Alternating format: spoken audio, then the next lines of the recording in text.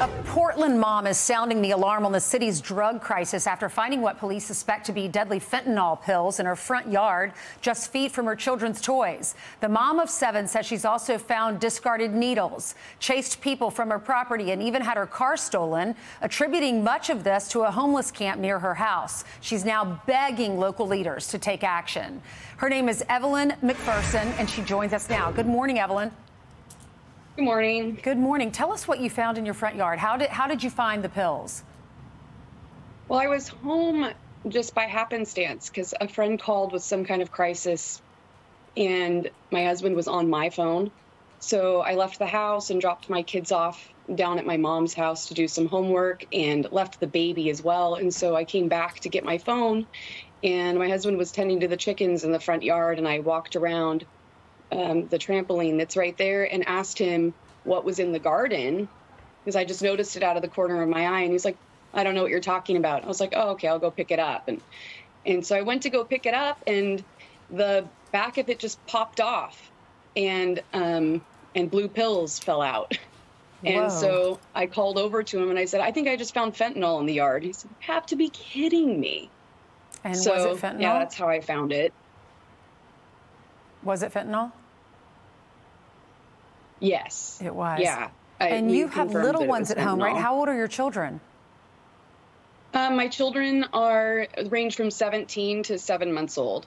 Oh, my word. So I'm sure a few of them are at the age where they're playing outside. I know you have a 6-year-old and you have a 7-year-old and an 8-year-old and 11-year-old were just jumping on the trampoline the day before and actually had taken the baby out there to play with them. So how do you think it got there? What's the situation in your neighborhood? I'm actually uncertain how it would have gotten precisely there, but I do suspect that it has to do with the camps that we have both on one side and the other, as far as we're in between 2 busy streets, and there's a lot of drug trafficking that goes on between those areas. And we've had a lot of camping. We're pretty close to the freeway, unfortunately, and so there's a lot of camping around us. How do you feel as a mom to know that something was going on in your yard, on your property, when you have kids possibly inside? How does that make you feel? Oh, I'm pretty unhappy about it. It took me a little while to process it. I immediately called my friend who runs PDX Real on Instagram because I've been helping her with content and we're good friends, and we've been working on this problem for a while actually in our neighborhood, just calling and reporting, getting our neighbors to call and report. And I told her I'm so angry right now. She's like, oh, I bet. She's like, we should put that out there because we knew the media was following us online, and we wanted to make sure that the public understood just how close to home the problem is. Well, we did hear from the county. They said Multnomah County's policies do not incentivize illicit drug use. To the contrary, Multnomah County's policies and programs incentivize drug users to get well. What do you think about that statement?